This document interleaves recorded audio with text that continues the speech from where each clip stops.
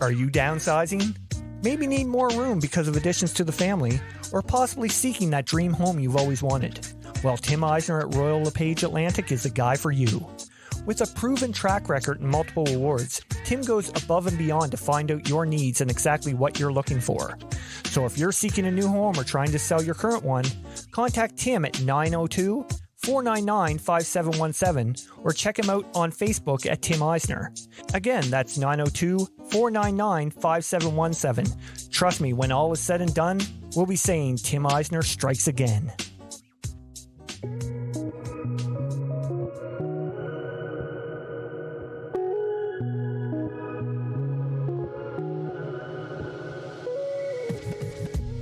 Hey, Happy New Year, everyone. Hope y'all had a fantastic holidays. Welcome to episode 78 of Outside the Chute. I'm your host, Randy Frame. Well, we're back at it for 2022. I'm really looking forward to what's in store for the year. I know January is looking good for guests we have booked to come on, so if that's any indication on how it's going to go, then I am pumped. If there's anyone you want us to talk to down the line, let us know on social media.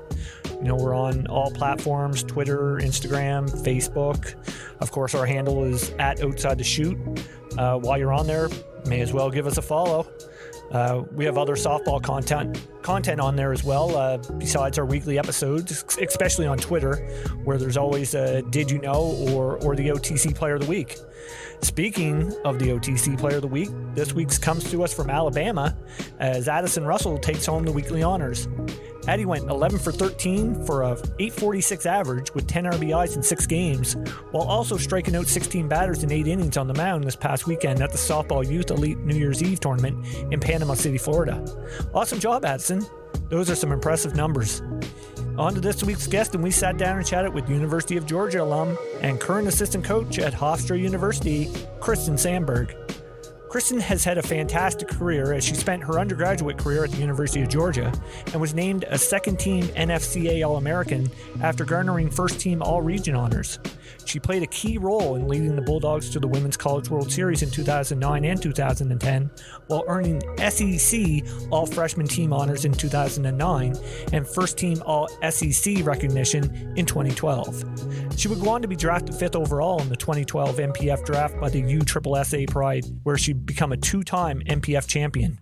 Kristyn appeared in over 300 games in the NPF and was a consistent threat throughout her career as she recorded over 45 home runs and tallied 150 RBIs. For her efforts, Kristyn collected several awards from the league, including NPF Miken Rookie of the Year accolades in 2012, All-NPF honors in 2015 and 2018, was a Rawlings Gold Glove Finalist in 2017, and also earned an NPF All-Decade Team distinction.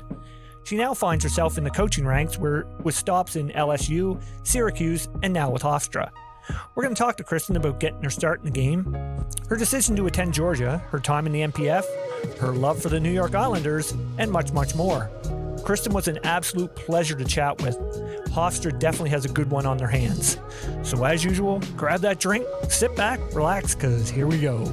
I got the world in my palm, like camera action, it's on. I can't describe what I'm feeling, ain't never felt this freedom. I got the world in my palm, like camera action, it's on. Ain't never felt this freedom. Could you say that anything goes, anything goes, anything goes, anything goes, anything goes, anything goes.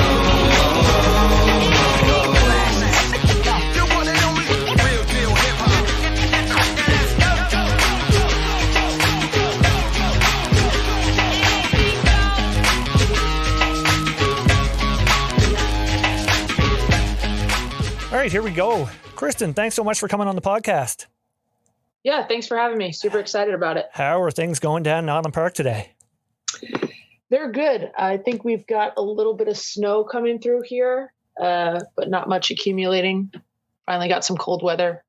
So I think we've been teased with the warm for a little bit, but I think winter has finally arrived. Yeah, I know it's been like that up here in Nova Scotia as well. I mean, we have no snow on the ground right now, which is for the 1st of December or January is absolutely mind-boggling. So, and it's funny out in the West Coast and like Vancouver that they have snow, which it's like a complete turnaround like that we're used to out here. So, I'm kind of hoping we get a little bit of snow anyway. I mean, kind of makes especially with the hockey season, makes it feel like hockey season. Yeah, no kidding. And I don't know, it might be the weird one, but sometimes going out and shoveling a little bit of snow is a little bit therapeutic. Yeah. Take the dog outside and just have a good time. Yeah, for sure. So how was Christmas, New Year's? All good? It was really good. Got to spend some time with my cousins, my aunt and uncle. Unfortunately, my aunt and uncle from Georgia did not make it up. But, for who was here, we had a good time and ate lots of food. I think I have a sugar hangover from all the desserts, but all is good. Yeah. Now, I saw a picture of you and Oakley in matching hoodies. Yes, that was quite the gift. I think she felt a little bit of shame when I put it on her. But, oh, yeah. Does Oakley runs the household, right? Oh, totally. Oh, She's yeah. the queen. She's the queen bee around here. That's awesome. Actually, I saw that picture this morning. I come across that. I had a good laugh over it. I mean, yeah, Oakley didn't look overly enthused to be wearing it, but it was cute. Yeah, no, we've got, I've done some Christmas cards in matching pajamas. This year we had a matching bandana to pajamas because I know she doesn't really like to do the whole clothes thing. So I didn't make her get dressed up, but the hoodies was a nice little surprise. And like you said, it was a little bit of a good laugh too. Nice. What breed is she? She's a chocolate lab retriever. Oh, nice. All right. We have a little thing that we like to start the podcast out with called quick pitches. I'm going to throw some questions out to you. They're random. So you answer them as best you can. All right. First one. Best thing about living on Long Island? Beach. Huh. Good beaches there, what? The beaches and bagels. I mean, I can probably be a self-proclaimed bagel snob. When I get them anywhere outside of Long Island, they're just not the same, So I like my beaches and my bagels here on Long Island, and I can't say that anything really compares to them for me. Right on. Toughest pitcher you've ever faced? The toughest pitcher I've ever faced by far is Monica Abbott. I think if you go back to my rookie year in the NPF, if I faced her 15 times, I probably struck out 13 of them. And then going forward, I was able to make some adjustments, but you're still talking about one of the best pitchers in the world to this day, who just has, incredible speed, has an ability to locate the ball where she wants it to go. And she's just one of the, biggest competitors that I think I've ever faced. Yeah, right on that one. Jeez, but didn't you go 3 for 3 off her in the 2013 NPF final? Yeah.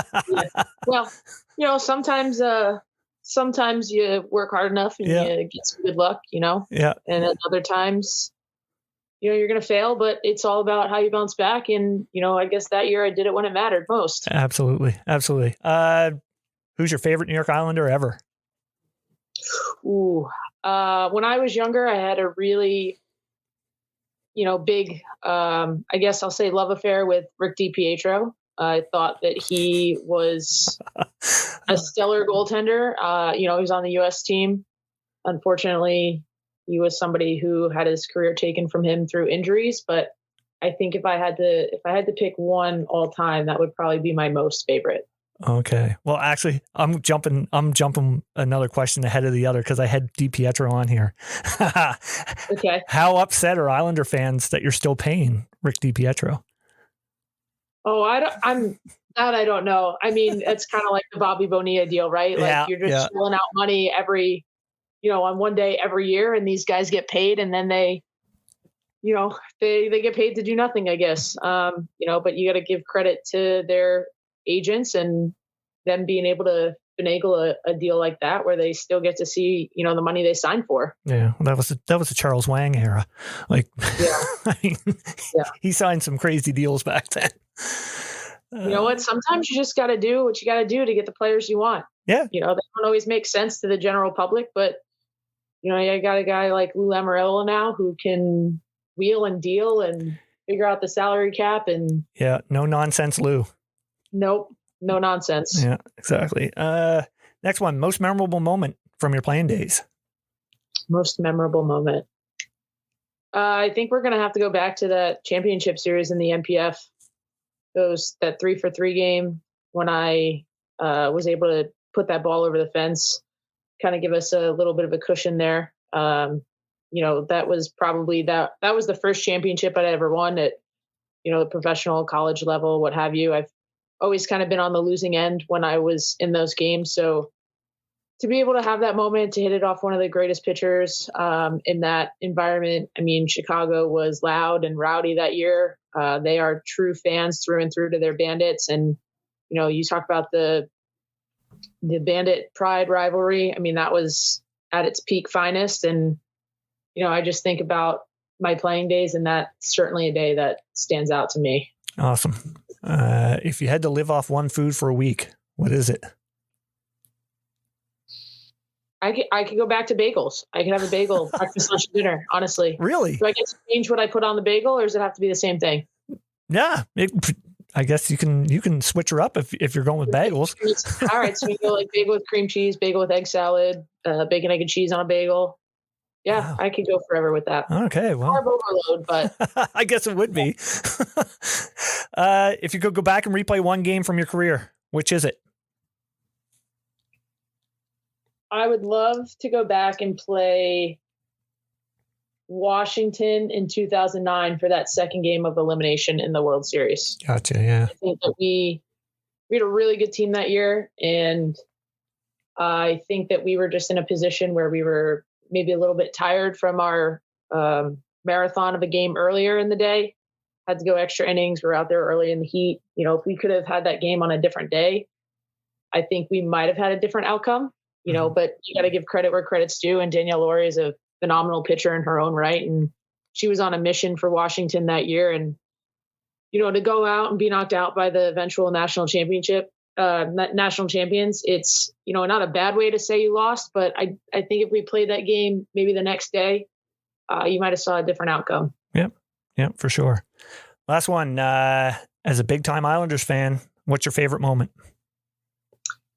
Beauvillier in the Coliseum, Game 6 against the Lightning. I had tickets. I was there.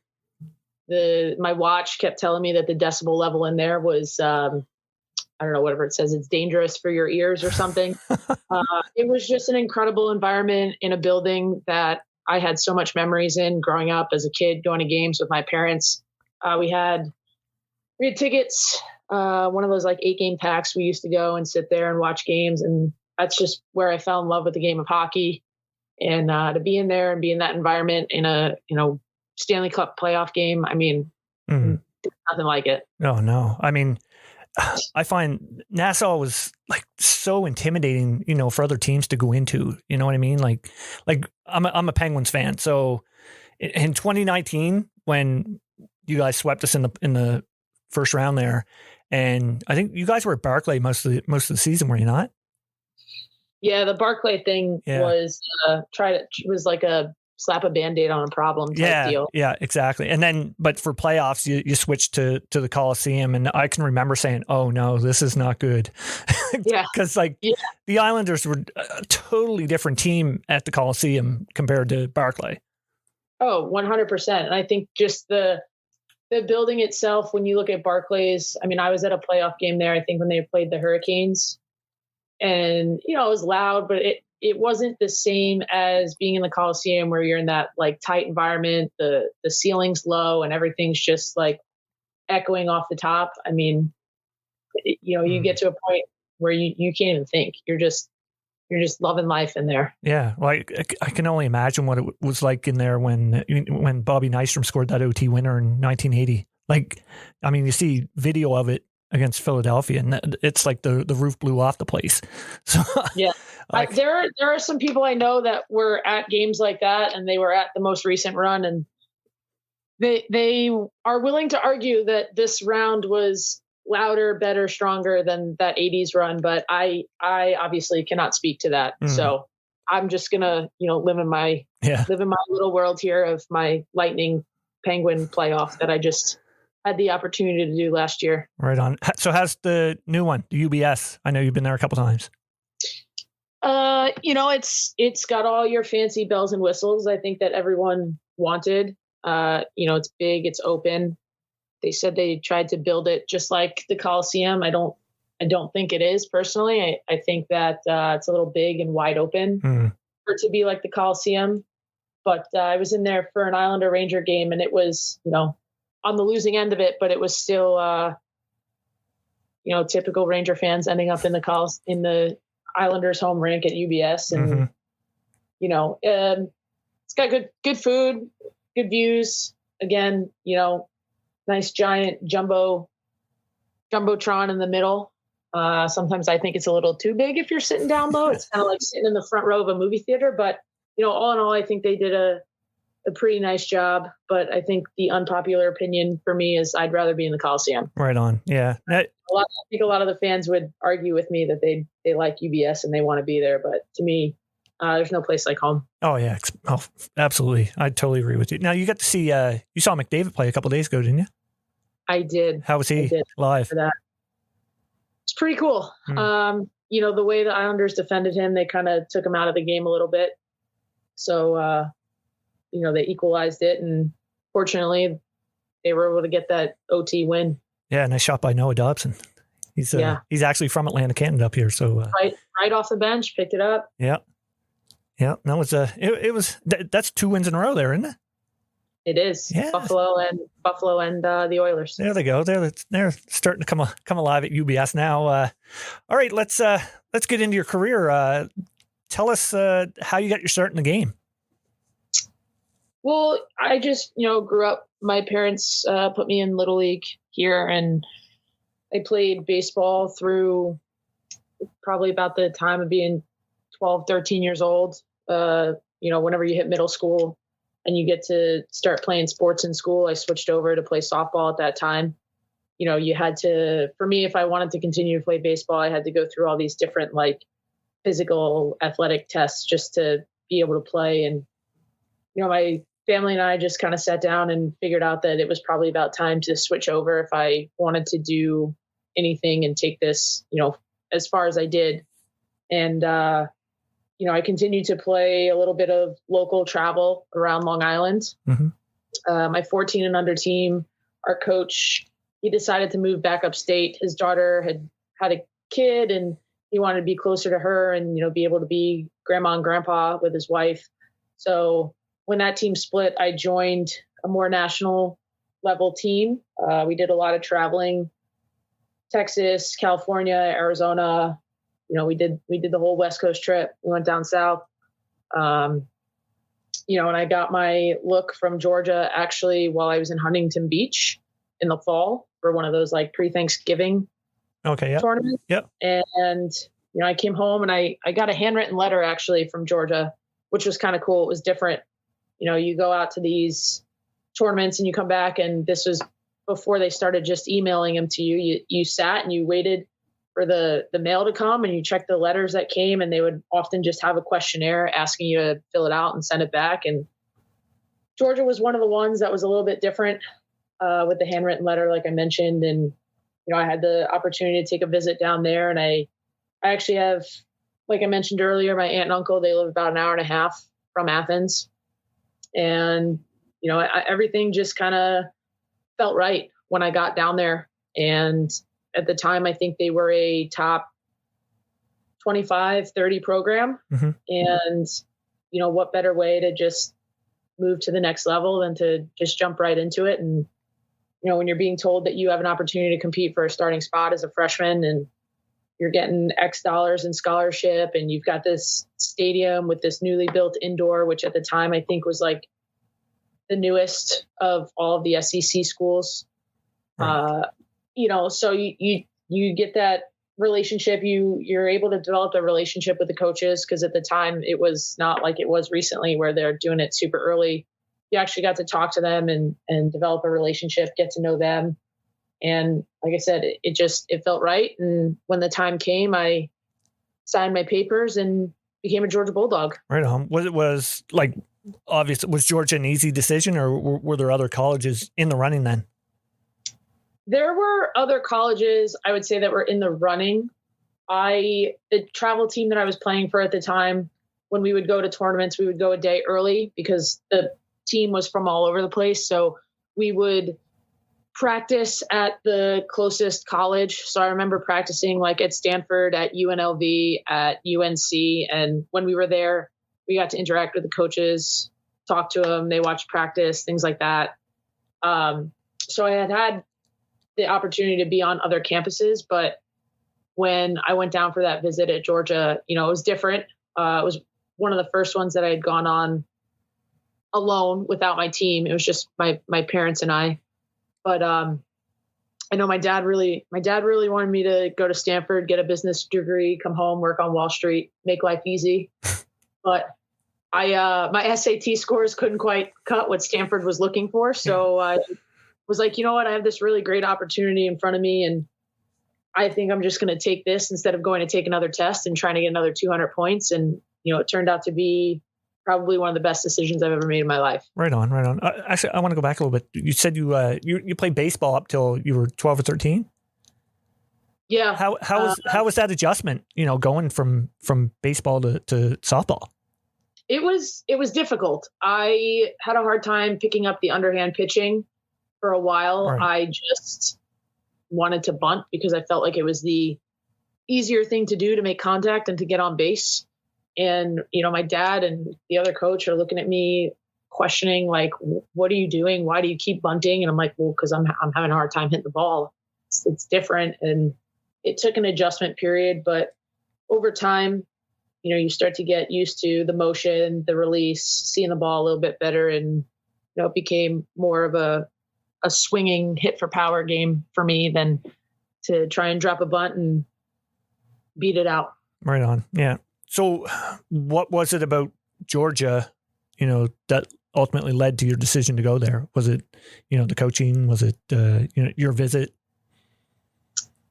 Yeah. I mean, talking with Coach Harris the entire time that I was on campus and through texting and phone calls, she just gave me this sense that she was somebody who was going to help me get to the next level in my game. She is probably one of the most intelligent coaches that I've ever had the opportunity to play for, to, I'll say, watch work, because I swear to you, sometimes I think she slept in our locker room, in our video room, just trying to get prepared for our next opponent. We'd walk in, I'd walk in super early for treatment to get ready before the game, a little bit before the rest of the team got there. And she's already in there, probably 2 coffees deep, all of her notes laid out in front of her. And, you look at somebody like that and you see how knowledgeable they are. You see that what they've been able to do, with the program while they've been there. They had the 2 SEC championships in 03 and 05.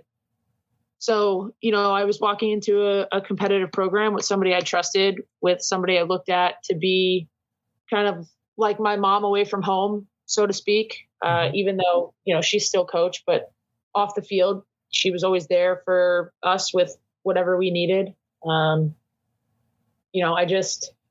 and the facilities there were top notch. Like I said, they were some of the newest facilities in the SEC at the time. And being in that stadium and looking at how high it went, you knew the crowd was going to be in it. They were going to be on top of you. They were going to be intimidating.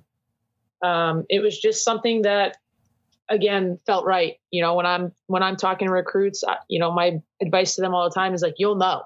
Yeah. And I knew. I knew. And, she was the only carryover of her and Greeny at the time. They had gotten a new assistant, Jerry Glasgow, my freshman year. And he is another person that is just incredibly intelligent when it comes to hitting and is willing to put in the time and effort to help you get better and help you be the best that you can be. So, all in all, it was just, a decision that felt right. And I felt like I was with the right people. Right on. What was campus life like? It was, I didn't know what to expect really, because I hadn't been to a lot of colleges, but I obviously knew Georgia was a very large campus compared to some of the other ones that I had been on. And it was definitely interesting when they're telling you, make sure when you schedule classes, you don't schedule on north and south, because you only have 10 or 15 minutes to get between classes. So you better make sure that if you do, that you're hustling and you're like thinking about this as an 18-year-old. Like, what are you talking about? Wait, what? I have to, if I schedule them on two sides of campuses, I'm not going to make it on time.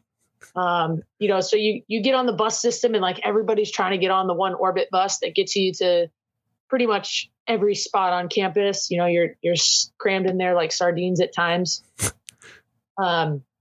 Saturdays were like the most electric environment for football that I've ever been in. I was going to ask about that. What the football, atmosphere was like we had our student section and we always made sure that somebody was there early enough to get us front row seats in the end zone. And we were right there on top of the action in it. When you're a college athlete and you're out there supporting your peers, whether it's football, baseball, basketball, volleyball, what have you, it's a different environment, and you truly want the best for the people that you're sitting in class with, that you're sitting in tutors with, that you maybe dorm with. There are people that don't always dorm with the same people on their team, and that's not necessarily a bad thing. It's just that they're branching out and they're meeting new people, and to have friends on the golf team or whatever, like it just broadens you a little bit, lets you see a little different culture, how different people train, what get to pick their brains. And it was definitely different from anything that I was used to here on Long Island. But again, different is not always bad. I think it was a huge learning experience for me with different cultures. But just being in it with the other student athletes was, something I'll probably never forget. Right on. That would be awesome, just to experience a college football game. Because being from up here in Canada, we see it on TV, and you get to see what the atmosphere looks like on TV. I can only imagine what it's like live.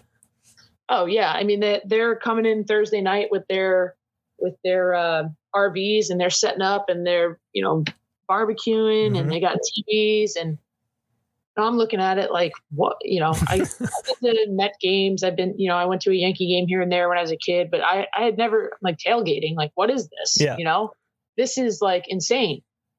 But, it was cool, to see the support that the local community had for the student athletes, for the university, and for Georgia to have those many people come out 2 days early before the game even started. I mean, that's incredible. Oh yeah, for sure. That would be awesome.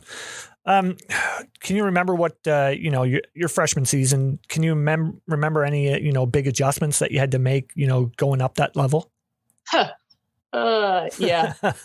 This is a little funny story, but our first weekend that we went out to play in February, we went to Palm Springs, and I remember being like over until my very last at bat on the weekend. And I finally got a hit. I think I was like 1 for 10 on the weekend, and we're sitting on the plane going home. And I think I'm sitting with Elisa Goller and Ashley Pauley, and Coach Harris is sitting behind me, but we're on a Delta flight, and, Delta's got that in-flight trivia. So we're sitting there, and I'm like, man, I don't know what's worse right now, my trivia score or my batting average. And I didn't realize how loud I said it at the time, and Goller and Ash, they nudged me like, what are you doing? What are you saying? Like, shh, and I look behind me, and she's kind of laughing. But there was a point where I looked on the scoreboard probably a month into the season, and my batting average was .086. Ooh. And I'm thinking to myself, like, did I make the right decision? Am I where I'm supposed to be? Why am I still playing? And the fact that you can continue to put somebody in a lineup, even, a month into the season, who's hitting .086, I think that's tells you how much confidence that somebody else has in you. And you've got to trust that, and you've got to start to believe in yourself. If somebody else is believing in you that much when you are, that far out of it compared to, where some of your other teammates are at. I think at one point I had gone from batting like 5 or 6 in the lineup down to 8 or 9, just to, of course, take the pressure off, see better pitches. And I think as I got comfortable with that college environment, it's a huge jump to go from playing travel ball here on Long Island and high school ball to playing at a Division I top 25 program. Oh, absolutely. I was here in high school swinging my dad's slow pitch bat, which was like a 20 34, 26 or something like 28. I think it was his end loaded slow pitch bat. And, then you're going into college and you're playing Oklahoma State, you're playing, Alabama, Oklahoma, UCLA, Michigan, whoever it was that we were playing that preseason. That I don't remember 100%, but I do remember being 1 for 10 and at some point looking at the scoreboard late in February and seeing .086 and just thinking like, I got to work. And I got to a point where I trusted what the coaches were doing with me, that it was in my best interest, learning to hit to all fields and not just being straight up pull hitter, understanding that is my strength, but I could be so much better if I learned to use the right side of the field. And, thankfully things, at that point, there's only one place to go is up. Yeah. I mean, it's got to go down from there, but just really, the cliche of trusting the process, not everything is going to come to you right away. You're going to fail before you succeed, and that's okay. Yeah. You just have to keep your head in the right spot and keep putting one foot in front of the other and going to work every day. Absolutely. Absolutely. Now, you go to back-to-back Women's College World Series in your first 2 seasons. Describe just how different that atmosphere is for someone who hasn't experienced it before. Well, the World Series today is much, much bigger than it was back in 2009 and 2010. But I remember being there and playing in front of 9,000 something people at the time. And I'm thinking like, this is amazing. Like I'm in I felt like I was in a Major League Baseball stadium at the time. You got all these people from the community, from the universities that have made it. I mean, it's loud. Somebody hits a home run and like the whole stadium erupts. Somebody gets hurt and the stadium's dead silent. Like it's just an unbelievable atmosphere. And then, I think in 2010 playing Michigan, we had set a record for like the most home runs hit in a game or something like that. And it was the largest crowd too in an elimination game. I know we'd set some records while we were there, but to be in that environment and playing in front of those crowds, I can only imagine what it's like now with that second deck and all the additional seating that they've put in the last year or so. I know that environment's probably got to be much louder and, much more energetic than it was even then in 2009 and 2010. But, again, probably being there's top 5 moment in my career. Right on. Yeah. Just seeing the spectacle of it this year, like you said, adding those upper decks there. I mean, man, it just comes across as, big time feel. You know what I mean?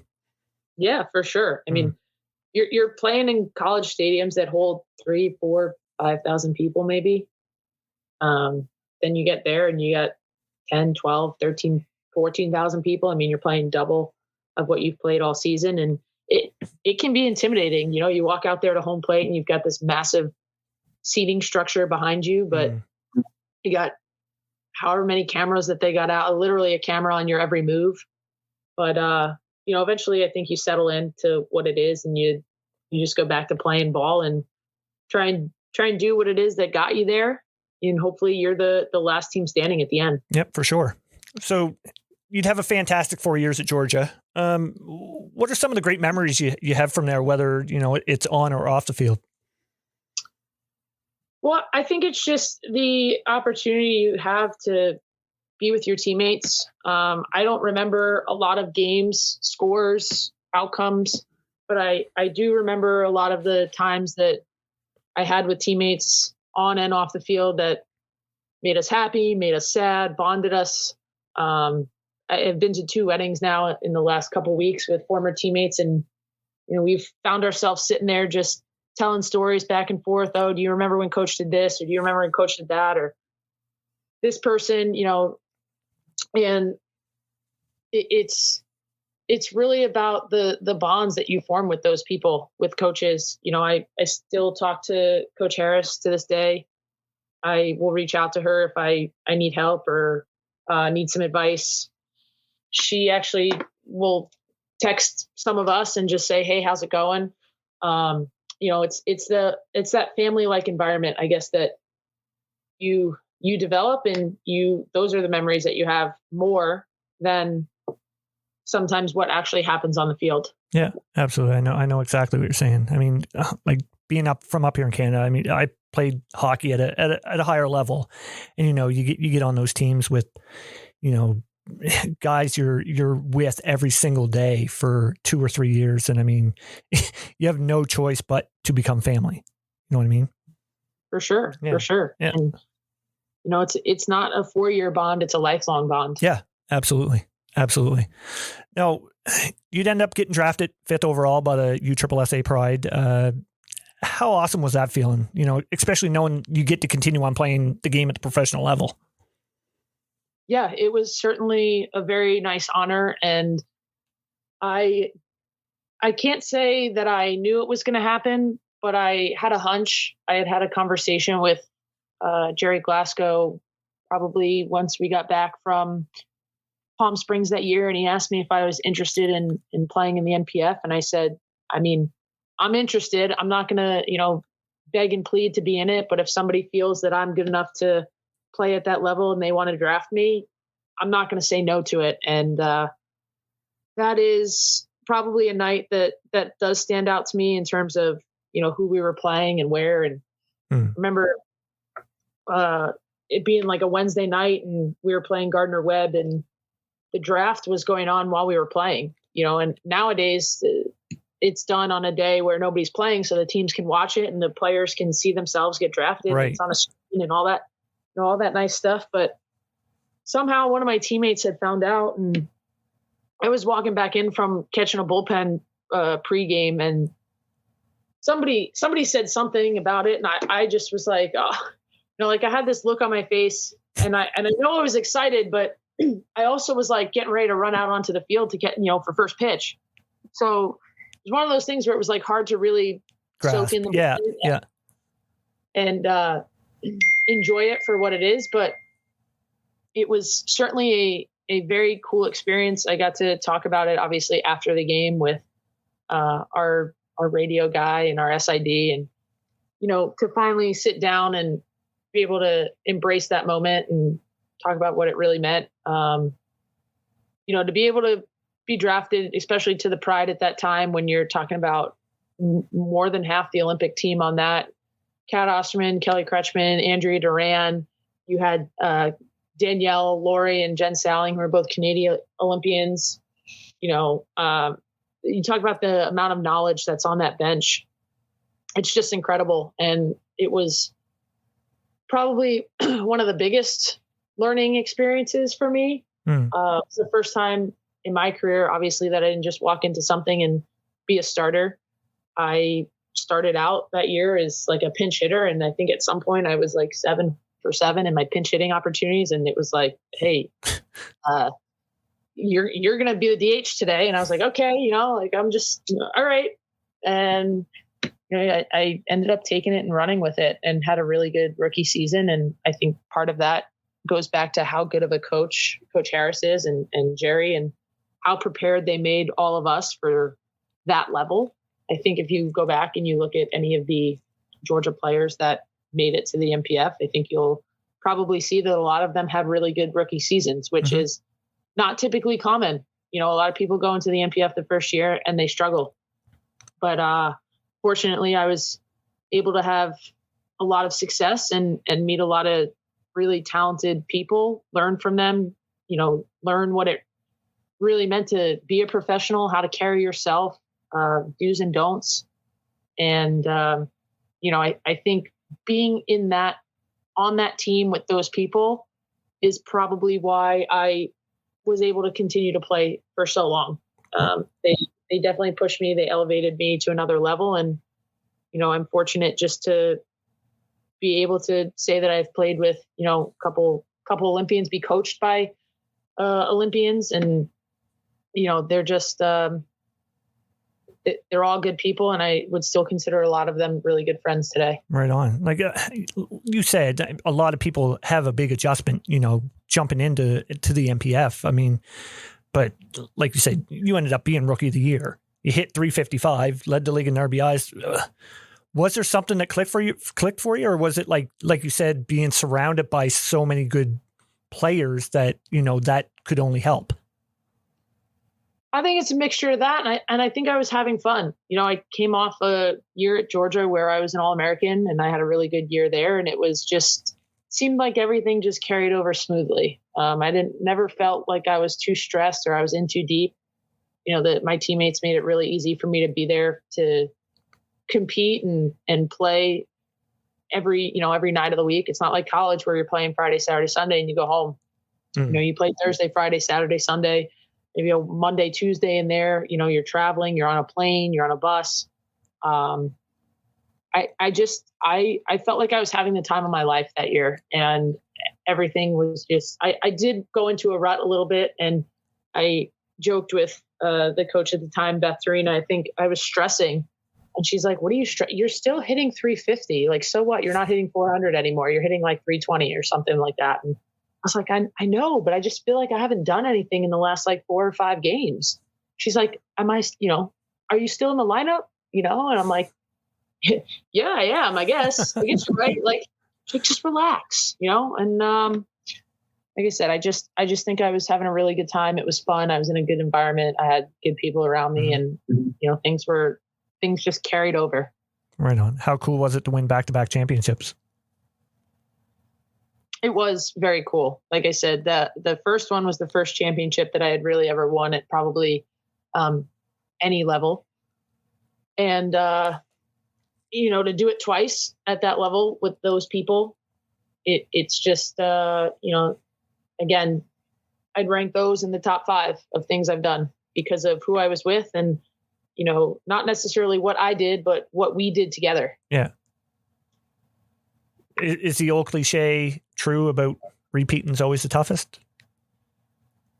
I mean, it's hard. The Pride always had kind of a target on their back. They were looked at as, the elite team in the league, and, everyone wanted to beat the Pride. Even when I, got traded and I was playing against them, that was our goal, is beat the Pride. Who cares? You might lose to Akron, but we got the Pride coming in. Like, let's amp our game up and let's try and take 1 or 2 of them, two wins from them. So going back to back's hard. You look at it, there's not that many teams in the league, but you look at Chicago and Akron, they always had really solid teams that competed. And when it came to playoffs, it didn't matter what you did in regular season because playoffs is a whole nother animal. So yeah, that was it was tough, but we pulled it out and, got 2 of them, right 2 on. rings. Right on. So, before we get into your coaching here, I want to finish off on the NPF here. You'd appear in over 300 games, playing 4 different teams. What you were named to the NPF All-Decade Team. That must have been a pretty special honor for you. Oh, for sure. When I saw that come out and my name was even on that list, I was, in a little bit of shock, just knowing who some of the other catchers were that played during my time in a really talented group. You got Lauren Lappin, Megan Willis, Sam Marder was very good. Trying to think of some of the other ones, Rachel Folden was great. Mm-hmm. So to kind of be listed with those people and know how talented they were. I think Sam Marder, she wasn't the home run champion or player of the year. I think she was a home run champion at one point. It's just an honor to know that people looked at you and they felt the way you played the game was the right way, that you played hard, that you were successful, and, that you just, were a good teammate, I guess. Those things are largely, sometimes you get voted on those based on numbers alone, but, for that one to be a fan vote as well. Right.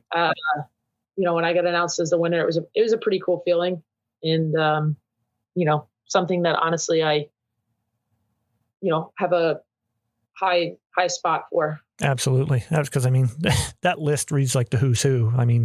Monica Catt, Natasha Watley, Amanda Chittister. You go through that entire list. That's a pretty impressive list.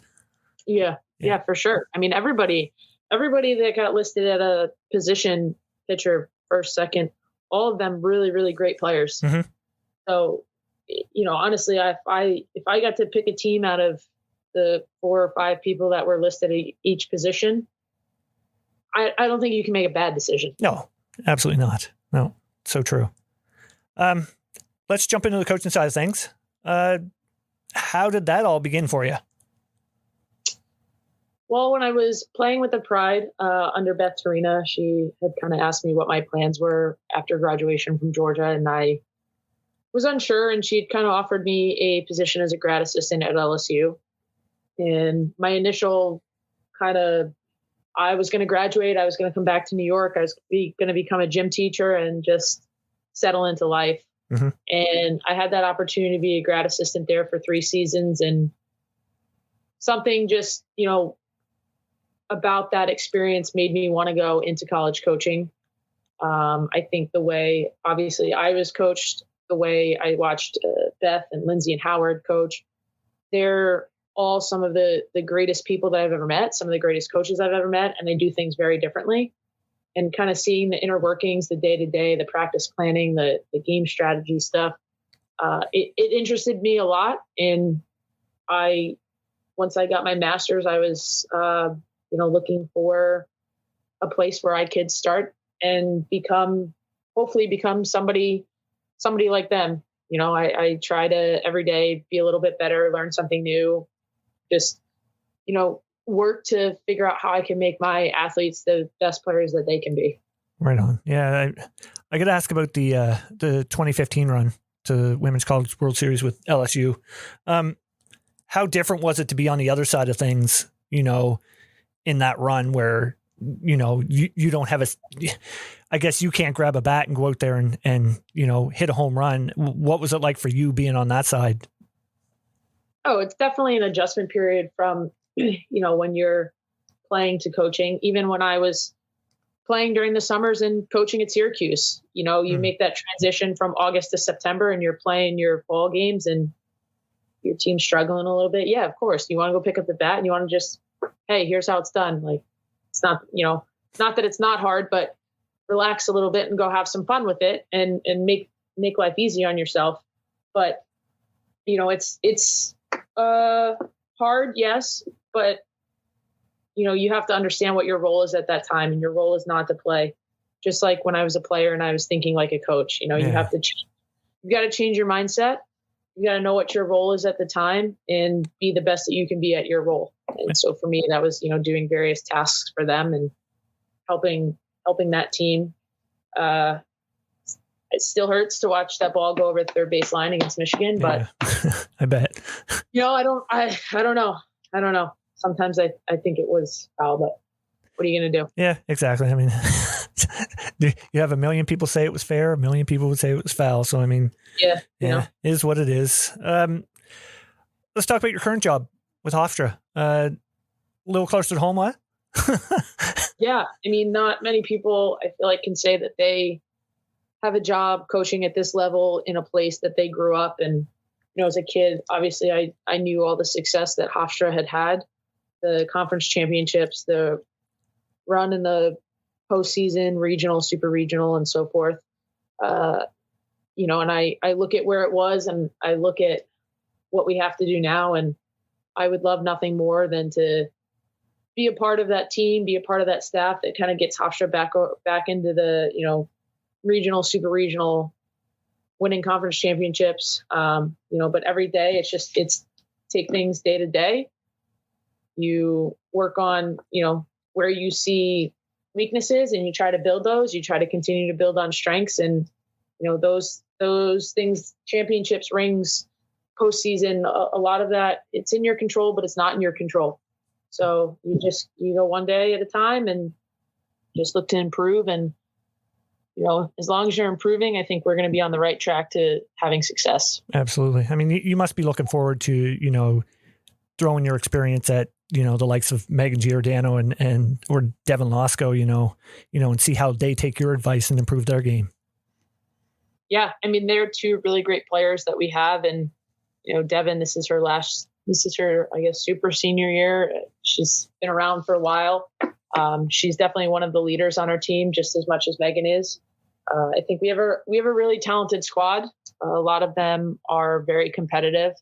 A lot of them are really just wanting to absorb all the knowledge that they can have, that they can get, because they want to be better. Like, they want to be coached. They want to get to that next level. And honestly, I couldn't have asked to kind of inherit a better team with this coaching staff that we have, because I think that they are destined to do great things. Awesome. So things are looking, pretty promising for the upcoming season. I really hope so. I mean, we worked hard all fall, and you saw the improvements and the adjustments that we made just from September to, the end of our fall season in October, and then continued through individuals. We tried to test them a little bit, made things a little bit hard, and a lot of them stepped up to the plate. No pun intended. No pun intended, but they stepped to the plate and they handled it. Struggled at times, figured out, kind of had that aha moment, and things started to click for them. So I'm hoping that when we get back, that we can just continue to build on all the work that we've put in and get ready for season. We've got a really tough schedule to start right out the gate, but I think that we have a team that is competitive and ready to take on that challenge. Awesome. Can't wait to follow your guys' trek through the season. Little thing we end the podcast with here, we call it player association. I'm going to throw out some names to you, and you can say as much or as little about them as you want. Okay. Oh, actually, I forgot about something before we get on to that. I got a little tidbit from Hofstra. Did you know Tampa Bay Lightning's head coach John Cooper graduated from there? I did not, but that is pretty cool. There you go. Fun fact. That is pretty cool. So next time Tampa Bay's in town, get a sign made, say, hey John, I coach Hofstra. Yeah. Roar with pride. Yeah. Anyway, on to player association. I'm going to throw the name to you, and you can say as much or as little about them as we go. All right. So first one, Aaron Aravallo. Great player, roommate, really fun person. Really grew a lot as a player in college, and is having a really successful run at coaching herself right now. Just all around great person to be around. Awesome. You mentioned earlier, Elisa Goller. Probably one of my best friends coming out of college. She's hilarious. Always keeps me on my toes. Keeps me honest. Another great coach. Looking forward to seeing what she does at Western Illinois, and just really excited for her there. Excellent. Sydney O'Hara. One of the only people I think I've ever seen hit 4 home runs in a game. That's crazy. Yeah. That kid was willing to do anything that we asked her to do, whether it was pitch, play outfield, hit. She was up for the task, and I would say just all around team player. And I'm excited to see her chance and at Syracuse and how she develops those pitchers up there. Right on. Former guest of the show here, Kat Osterman. She is probably my go-to for everything, whether it's softball, whether it's life. Was my roommate for a few years when I was playing with the Pride. Love to compete against her, love to compete with her. I would say I like to hit off of her a little bit, even though my chances to actually do that have been slim. However, to be on the receiving end of a few no-hitters, watch the way that ball moves. I mean, she truly is one of the greatest pitchers this game has probably ever seen, and will continue to be. The fact that she just came out of a couple years of retirement and hopped on the Olympic team like it was nothing. I mean, it just goes to show you what her work ethic is and where she is at mentally. And, I just, I'm thankful that she's somebody that I have in my back pocket. Absolutely. One of the best ever, for sure. Last but not least, you touched on her quite a bit, Coach Harris. By far, probably the best coach I've ever played for. I love her to death, and I was shocked when I heard that she was retiring, but I totally understand her want and desire to be around her kids and watch them compete. They're older now, and it's time for her to be mom. But she's probably the most competitive person that I've ever been near. And a lot of that, I think, is rubbed off on me. And, I try to emulate a lot of what I do from what she did, because she was successful at it and she was really good at it, being a coach and a people person off the field. And so I'm just thankful that I had that opportunity with her, and I, hope she's probably playing pickleball somewhere, hopefully if it's warm down in Georgia. So, best wishes for her in retirement. Awesome. Awesome stuff. Well, Kristyn, I got to thank you so much for coming on the podcast. This was, awesome talking about your career. And of course, the Islanders. As a Pens fan, that kills me to say, but, best of luck this upcoming season with Hofstra as well. We'll definitely be keeping tabs on you. Appreciate you having me on here. All right, Kristyn. Thanks. Take care. All right. Have a good one. I read the rules before I broke them. I broke the chains before they choked me out. Now I pay close attention, really learned the code. I learned to read the map before I hit the road. Hey yo, I know you never heard this before, but I'd rather lose a fight than miss the war. And I ain't wishing competition or fishing for it. I'm just living in a system, conditions are poor. I've been lost in the rhythm and misinformed. Too many late nights hitting the liquor store. Too many bad decisions, half-ass attempts. No sweat, no fear, no blood, no tears. I go hard, and I ain't making up no excuse. I'm overdue, I don't do what I'm supposed to do. Cause if you think about it, man, we supposed to lose. It ain't all picture perfect ocean views. Nope, I was a first-class rookie, taking out bullies in my all-black hoodie. Man of mystery, you know the history. Get it or forget it, cause poof, I'm out of here. I read the rules before I broke them. I broke the chains before they choked me out. And I paid close attention, really learned the code. I learned to read the map before I hit the road. We say, nobody's gonna see me coming. Nobody's gonna hear a sound. No matter how hard they try, no stopping me since I found my inner ninja, my inner ninja, my inner ninja. Hey yo, I've been high and I've been real low. I've been beaten and broken, but I healed though. So many ups and downs, roughed up and clown. We all got problems, but we deal though. I'm trying to do better now, find my inner peace, learn my art form and find my energy. When my back's on the wall, I don't freeze up. Now I find my inner strength and I re-up. Here we go. I know I never been the smartest, the wisest, but I realize what it takes. Never dwell in the dark, cause the sun always rises, but gotta make it to the next day. It's a feeling that you get in your lungs when you run, but you're running out of air and your breath won't come.